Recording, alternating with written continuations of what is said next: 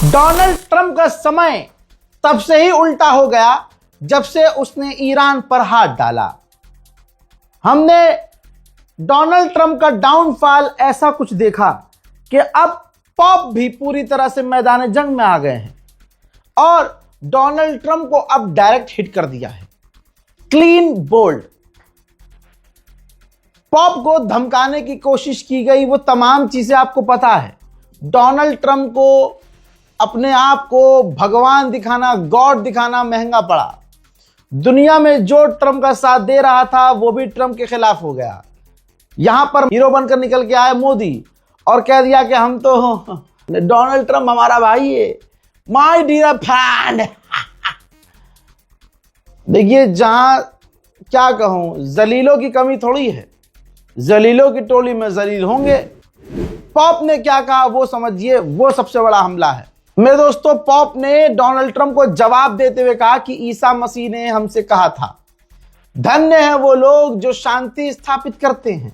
कमाल के वो लोग हैं जो शांति स्थापित करते हैं, लेकिन उन लोगों पर लानत है जो अपने सैन्य, आर्थिक और राजनीतिक लाभ के लिए ईश्वर के नाम पर धर्म का गलत इस्तेमाल करते हैं और पवित्रता के अंधकार को गंदगी में ढकेलते हैं। युद्ध के आका, मास्टर ऑफ वॉर, यह ना जानने का ढोंग करते हैं कि विनाश करने में केवल 1 सेकंड लगता है, लेकिन उसे बसाने में, बनाने में पूरा जीवन कम पड़ जाता है। वो इस सच्चाई से आंखें मूंद लेते हैं कि अरबों डॉलर मारने और तबाही पर मचाने के लिए वो नंगे हो चुके हैं, जबकि इलाज, शिक्षा और सुधार के लिए वो काम नहीं कर रहे। मुट्ठी भर तानाशाहों द्वारा दुनिया को उजाड़ा जा रहा है। आपको ये सुनने में लग रहा होगा कि डोनाल्ड ट्रंप का एक बेस्ट फ्रेंड है, माय डियर बेस्ट फ्रेंड, ये उसको बोला गया है। फिट तो उस पे भी हो रहा है, लेकिन बोला गया डोनाल्ड ट्रंप को है। डोनाल्ड ट्रंप ने सोचा कि व्हाइट हाउस जब पॉप को धमकाएगा, चर्च को नीचे झुकाएगा, तो वो हो जाएगा, मान जाएगा चर्च, डर जाएगा चर्च। लेकिन ऐसा होता नजर नहीं आ रहा है। जनता सड़कों पर, ईसाई समुदाय सड़कों पर आ चुका है और खुद जब पॉप सामने से डोनाल्ड ट्रंप को जवाब दे रहे हो तो सोचिए ट्रंप का समय कितना बुरा होगा। ब्राजील के राष्ट्रपति का भी बयान आया।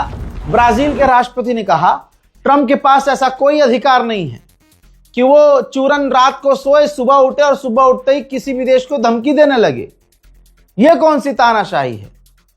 यही वजह है कि डोनाल्ड ट्रंप की सरकार के लोग और अमेरिका के टॉप लोग कह रहे हैं कि डोनाल्ड ट्रंप का दिमाग काम नहीं कर रहा है, हमें उसकी मेंटल स्थिति पर भरोसा नहीं है, जांच होनी चाहिए, कहीं ये पागल तो नहीं है। मेरे दोस्तों, पाकिस्तान मेहनत कर रहा है। पाकिस्तान के आर्मी चीफ ईरान में है, आपको पता है। अब एक तस्वीर देखिए, गलीबाफ से भी पाकिस्तान ने मुलाकात की है।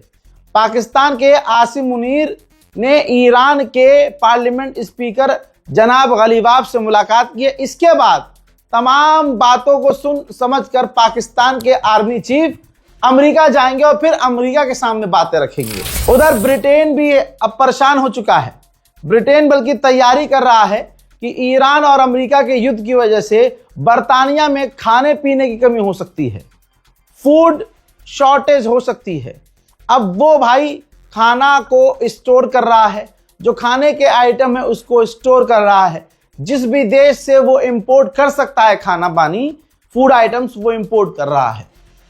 एक खामनाई को शहीद करने का नतीजा ये है, पूरी दुनिया परेशान है। ईरान ने यही तो कहा था, हमारी रेड लाइन खामनाई है, सुप्रीम लीडर है, हाथ न लगाना, दोनों हाथ उखाड़ देंगे। आज पूरे अमेरिका को ईरान ने उखाड़ फेंका है। आप सोचिए, अंधभक्तों के लिए, अंजना ओम मोदी के लिए, गोदी मीडिया के लिए कितना बुरा समय है। इन सबने मिलकर डोनाल्ड ट्रंप को चमकाया था, इस चक्कर में कि इसको चमकाने के चक्कर में मोदी चमक जाएगा हमारा। गोदी मीडिया की यह लाइन हुआ करती थी कि जब डोनाल्ड ट्रंप और मोदी स्टेज पर आते हैं तो बिजली कड़कती है। इसके बाद वो बिजली कड़की, लेकिन इनके पिछवाड़ों में कड़की जब डोनाल्ड ट्रंप ने हमारे भारत के प्रधानमंत्री को जलील किया।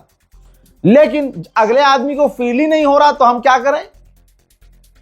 अगले आदमी को फील ही नहीं हो रहा तो हम क्या करें। आज वही गोदी मीडिया जो इजराइल अमेरिका को सपोर्ट कर रहा था इस जंग में, ईरान को कमजोर दिखा रहा था, मैंने आपसे उसी वक्त कहा था इंशाल्लाह देखेंगे आप, इन तमाम पत्रकारों की टोन भी चेंज होंगी, औकात में भी आएंगे, इनके चेहरों पर हवाइयां उड़ेंगी और अपने इसी गंदे मुंह से ईरान की ये तारीफ भी करेंगे। अब वो धीरे धीरे चीजें सुनाई दे रही होंगी आपको, है ना। मेरे दोस्तों, अब अमेरिका के ये हैं पूर्व विदेश मंत्री सेक्रेटरी, इन्होंने अमेरिकी मीडिया पर खुल्लम खुल्ला कहा है डोनाल्ड ट्रंप को कि ट्रंप तुम इसको रिजॉल्व नहीं कर सकते, ये जो जंग छेड़ी है तुमने इसको तुम खत्म नहीं कर सकते, ताकत के दम पे तो बिल्कुल नहीं, तुम्हें बातचीत की टेबल पर आना होगा, ईरान किसी भी हालत में नहीं झुकेगा। सोचिए, अमेरिका का पूर्व मिनिस्टर कह रहा है कि ईरान झुकेगा नहीं, ईरान को तो छोड़ दो भाई, ईरान का दुश्मन कह रहा है कि ईरान नहीं झुकेगा। डोनाल्ड ट्रंप तुम्हें टेबल पे आना होगा और टेबल पर आकर इस बातचीत के जरिए डील करनी है। ईरान के कमांडर एंड चीफ ने कहा है, जो रजा गराफी ने कल रात कह दिया था, ईरान के कमांडर एंड चीफ ने कहा कि दुश्मन कहता है कि हमने दुश्मन के ईरान के सारे जहाजों को नष्ट कर दिया है, एयरफोर्स और नेवी को तबाह कर दिया है, लेकिन जब पाकिस्तान की डेलीगेशन कल ईरान आई तो हमने अपने एयरफोर्स के जरिए, फाइटर जेट के जरिए उनको एस्कॉर्ट किया। यह रजा गराफी आपको दिखा और बता चुका है कल रात। मेरे दोस्तों, चाइना ने सिक्योरिटी को लेकर ईरान का साथ दिया, कहा स्ट्रेट ऑफ हॉर्मूज जो अमेरिका ने बंद किया है यह गैर कानूनी, इसे खोलना चाहिए। स्ट्रेट ऑफ हॉर्मूज ईरान का है, ईरान का अधिकार है और ईरान को ही कंट्रोल करना चाहिए। मेरे दोस्तों, ईरान को हर जगह जीत हासिल हो रही है अल्हम्दुलिल्लाह। फर्टिलाइजर्स इतने कम पड़ चुके हैं कि अब उनके दाम बढ़ रहे हैं। ईरान ने जो जो कहा था वो हो रहा है। ऑस्ट्रेलिया की गवर्नमेंट ने ऐलान कर दिया है, जिस चीज से हम दो चार हो रहे थे उससे बचने के लिए हमने 100 मिलियन लीटर डीजल पेट्रोल ईंधन सिक्योर कर लिया है। आप समझ सकते हैं कि ऑस्ट्रेलिया की हवा ईरान की जंग से कितनी टाइट थी दोस्तों। उधर ईरानियन ऑफिशियल एंड कमांडर्स ने कंफर्म किया है कि हमने यानी ईरान ने ड्रोन प्रोडक्शन काफी भारी मात्रा में बढ़ा दिया है, ज्यादा से ज्यादा ईरान ड्रोन बना रहा है। अमेरिका का टॉप का चैनल है CNN, उसने खुद जानकारी दी है कि इस जंग के बाद दुनिया का और खासकर चाइनीज लोगों का इंटरेस्ट ईरानियों में बढ़ चुका है और अब ईरान के म्यूजियम और पर्शिया से जुड़े हुए चीजों से वो जाकर इंटरेक्ट हो रहे हैं, जानकारी हासिल कर रहे हैं, ईरान का इतिहास पढ़ रहे हैं। वहीं बात करें अमेरिका के, तो अमेरिका खुद कह रहा है, अमेरिकी ऑफिशियल्स कह रहे हैं आने वाले दिनों में अमेरिका में ही गैस, पेट्रोल, डीजल के दाम बढ़ेंगे। डोनाल्ड ट्रंप ने पूरी दुनिया का बेड़ा गर्क कर दिया है। यूरोपियन सेंट्रल बैंक की हेड ने कहा है कि ईरान की जंग की वजह से पूरी दुनिया की सप्लाई चेन टूट गई है, जैसे ठीक कोविड में हुआ था। आप समझ रहे हो, ये ईरान की ताकत है। खामनाई को कत्ल करके ट्रंप सोच रहा था सब कुछ ओके हो जाएगा, लेकिन जैसे ही ईरान के सुप्रीम लीडर को शहीद किया, उल्टी गिनती अमेरिका की, यूरोप की शुरू हो गई।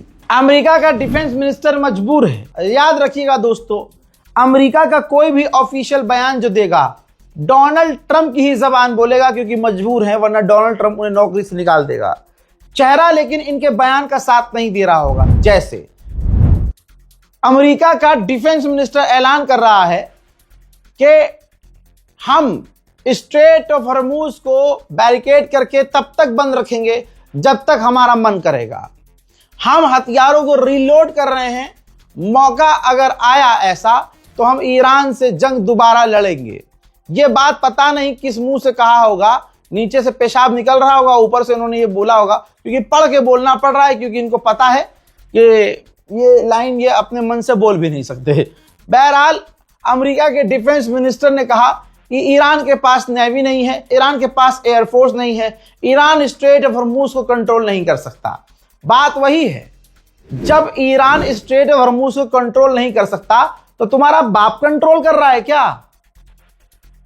अरे जब ईरान की नेवी नहीं है, ईरान की एयरफोर्स भी नहीं है, अबे ईरान की फौज भी नहीं है, फिर भी अमेरिका की फटकर चार है, स्ट्रेट ऑफ हॉर्मूज खुला नहीं पा रहे, वो खर्ग आइलैंड पर कूदे थे, जीत नहीं पाए हैं। अमेरिका को ईरान ने इतना बचाया है कि अब ये सिर्फ बयानबाजी में जीतने की कोशिश कर रहा है, उसमें भी बेचारा हार रहा है। हजरात, एक बड़ा अपडेट ईरान में रहने वाले लोगों के लिए, और आपका कोई चहीता ईरान में रहता हो तो आप भी जान लीजिए।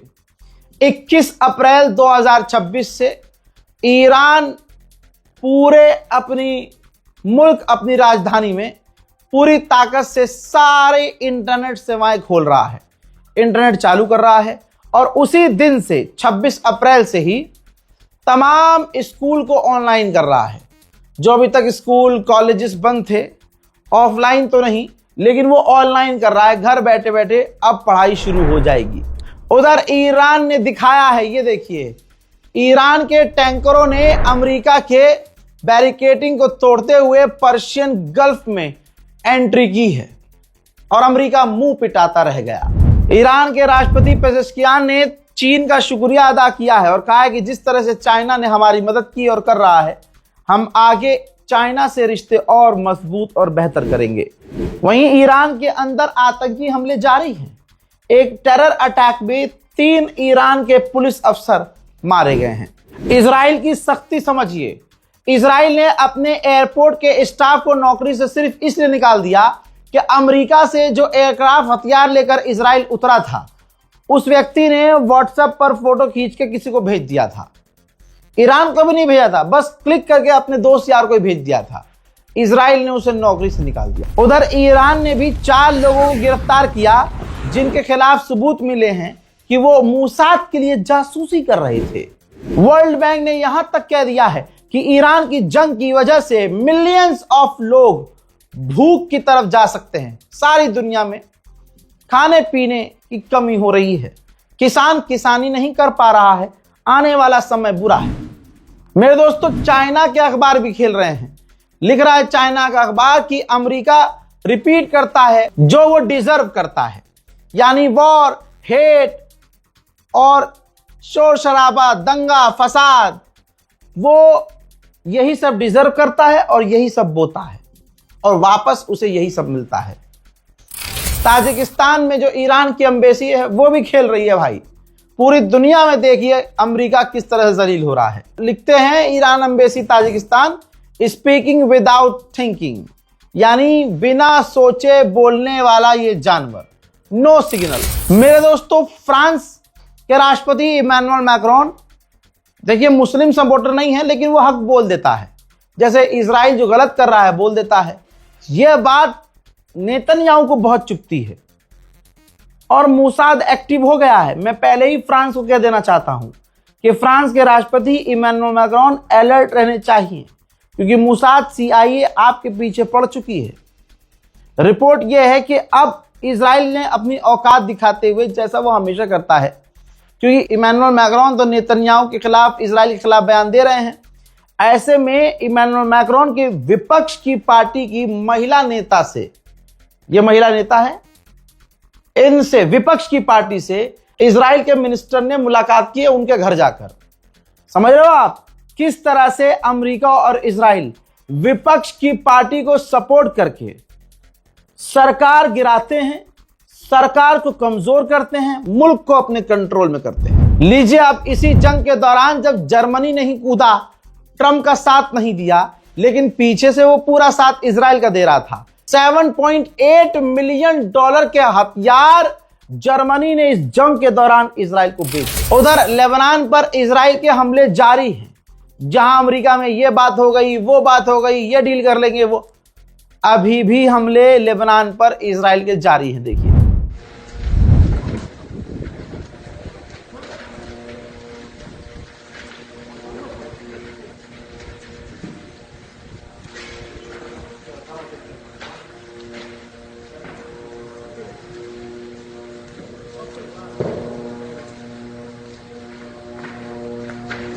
सोचिए दोस्तों, 11 लोग मारे गए हैं एक बार फिर से लेबनान में, और ब्रिज को भी, जो एक गांव को शहर से जोड़ता था, इजराइल ने लेबनान में उड़ा दिया है।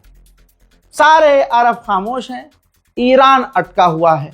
ईरान को भी आगे बढ़ जाना चाहिए। जब सुन्नी देशों को अपने सुन्नी देश के लिए नहीं बोलना और शिया होने की वजह से ईरान से इतनी नफरत की जा रही है तो ईरान को आगे बढ़ जाना चाहिए, लेकिन नहीं, वो ईरान है। मीडिया ये दावा कर रही है कि लेबनान के राष्ट्रपति ने मना कर दिया है कि हमें नेतन्याहू से बात नहीं करनी है।